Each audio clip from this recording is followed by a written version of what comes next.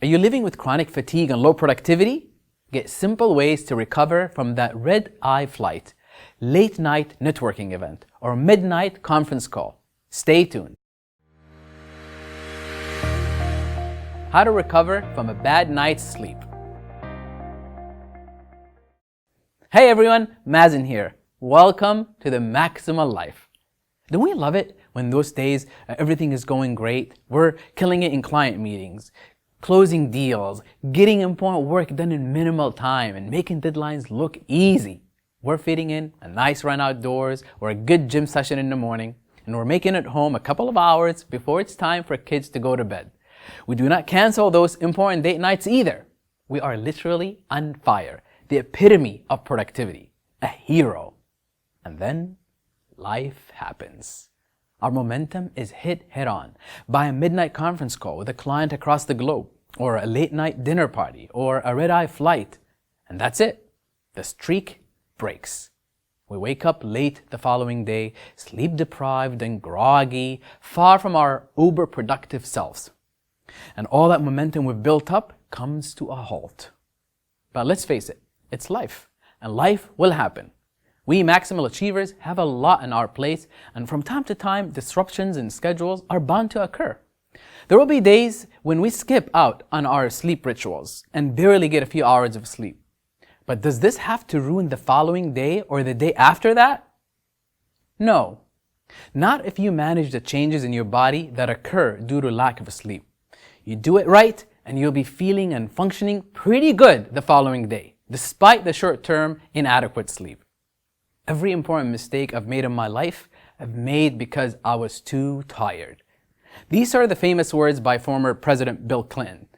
Politics aside, these words hold true for all of us. The fact that sleep is essential for optimal functioning and good health is not new information. Yet statistics reveal that less than 40% of Americans get sufficient amount of sleep every night. Interestingly, a 2013 research report says that a whopping 44% of Americans between the age of 30 and 49 sleep less than 6 hours a day. That's the peak work age for us peak performers. And we should not let lack of sleep come in the way of long-term success. Our body is our best reporter. And when it reports fatigue and brain fog, you know it's time to take corrective action. The maximal lives we lead with legendary successes aren't sprints that we can do with less recovery time. We are here for the marathon, for the long game. And looking only at short-term goals will only impede our success. Now, coming to sleep itself, there are two kinds of sleep debts that you could be suffering from. One is the long-term sleep debt, or chronic sleep deprivation, when you are sleeping inadequately for weeks, for months, or even for years. Now that is something you ought to avoid at all costs. It could lead to obesity, diabetes, cardiovascular issues, cancer, and many other diseases. I've talked about the importance of good sleep for success in another one of my episodes in great detail, along with the 3 keys to good quality sleep. Click here to watch. But in this episode, we're going to focus on short-term sleep debt. For when you couldn't sleep enough for a night or two, but need to save the following day from being a complete washout. Today, I'm going to teach you how to bounce back quickly from the ill effects of poor night's sleep and set yourself up for sound, restful sleep the following night. Sleep can be eye-opening. There was a time when I was consistently working 16-hour days. Late nights were a norm.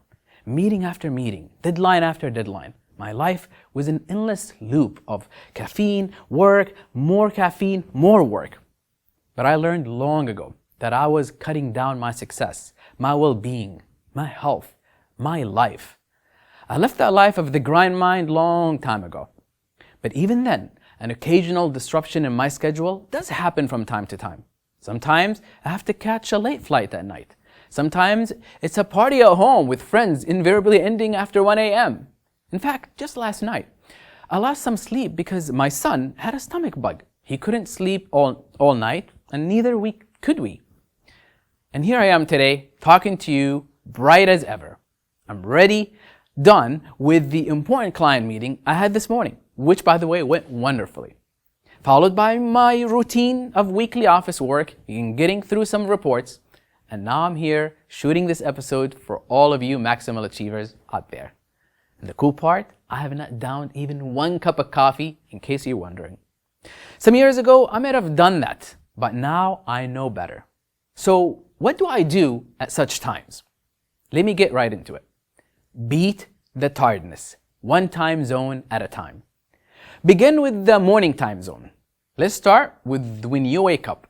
I get it. You've slept late, so the urge to hit the snooze button is going to be extra strong. Here's the first thing you have to do. Resist that urge. Get up out of bed at the same time as you do every day. Nothing breaks the circadian rhythm and your internal clock like varying your sleep and wake up times. So even if you have slept late, even if it's the weekend, wake up at the same time to keep your body rhythm in place. You might feel like a little more sleep will do good, but trust me, you will wake up groggier with every snooze or if you slept later. So get up and take a cold shower. This will ironically cause a rise in your body temperature and really wake you up. Take a minute to meditate under the flowing water, just 60 seconds to calm your mind and set up positively for the rest of the day. Drink a glass or two of water. We're all dehydrated in the morning, more so when we haven't slept well. Drink more than you usually do to compensate. Did you know that even 1% less fluids in the body can adversely affect our mood, focus, and concentration? Don't let dehydration be the reason you feel more fatigued after a bad night's sleep. If you're in the habit of working out in the morning, try to get some of that in too. Go lighter in intensity or do it for less time, but get some of it in to activate and energize your system. Next comes breakfast. Lack of sleep reduces our ability to properly metabolize sugars and destabilize our levels. And it also gives us this crazy sugar craving. While you may feel tempted to gorge down a bagel or donut or some sugary cereal, don't. Instead, go for a filling protein, some fibers, and healthy fat-rich breakfast.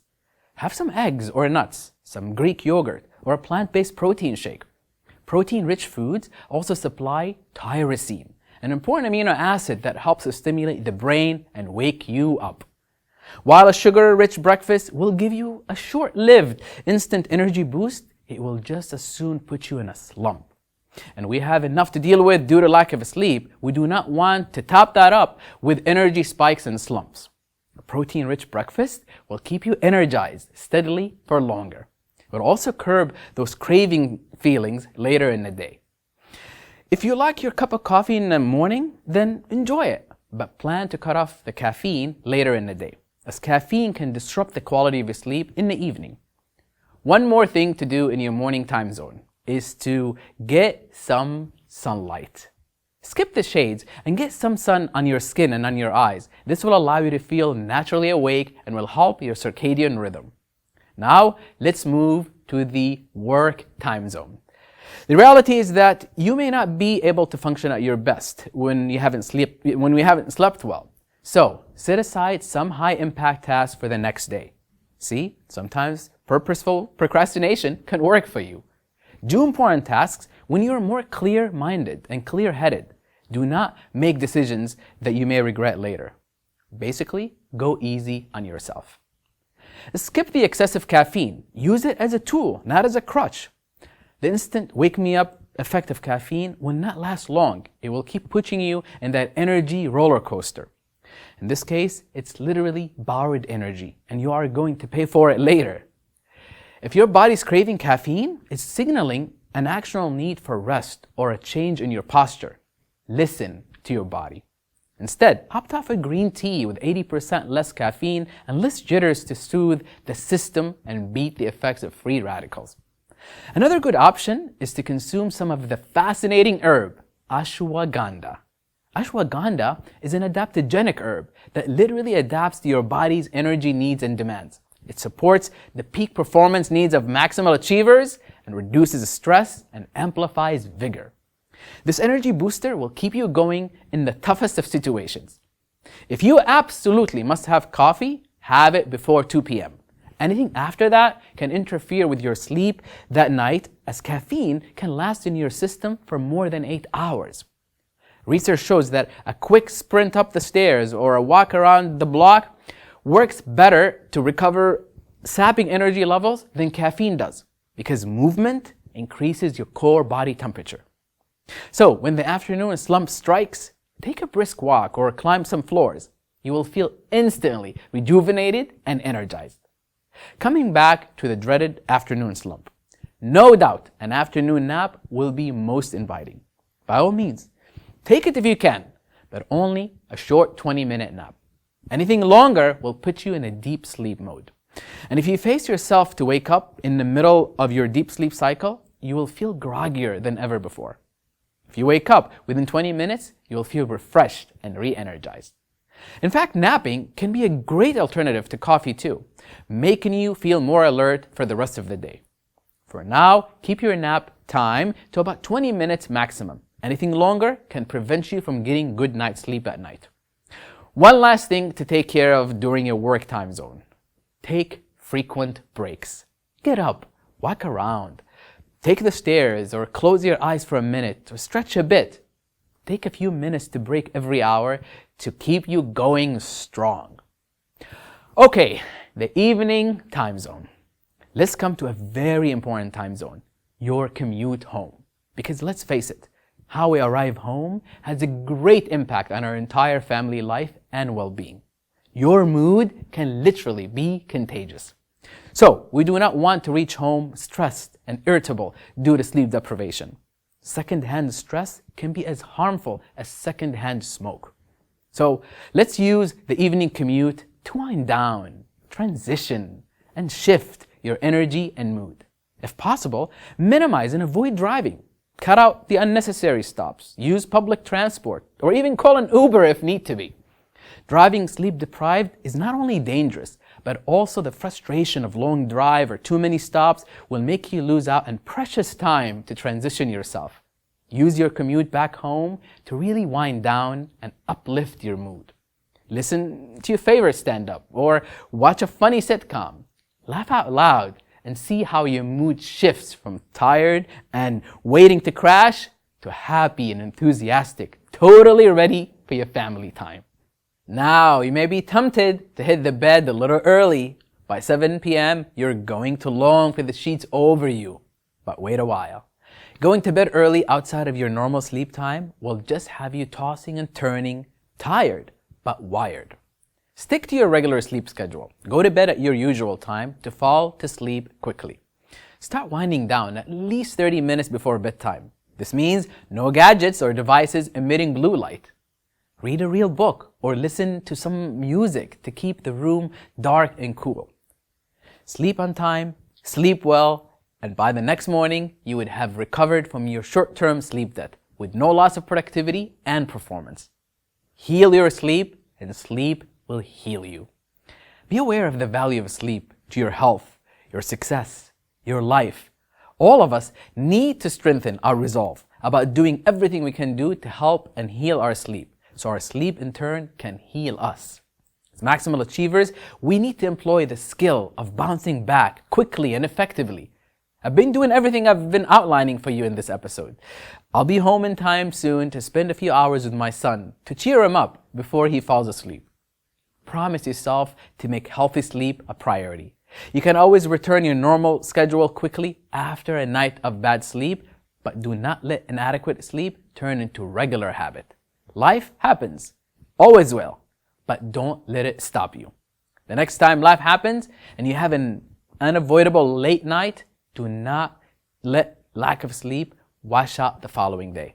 Management of the symptoms of sleep deprivation is all it takes to bounce back faster to feeling rested and restored. Follow the motions and strategies I've shared with you today to stay awake and alert throughout the day. And remember those words by famous writer Thomas Dekker. He said, "Sleep is that golden chain that ties health and our bodies together.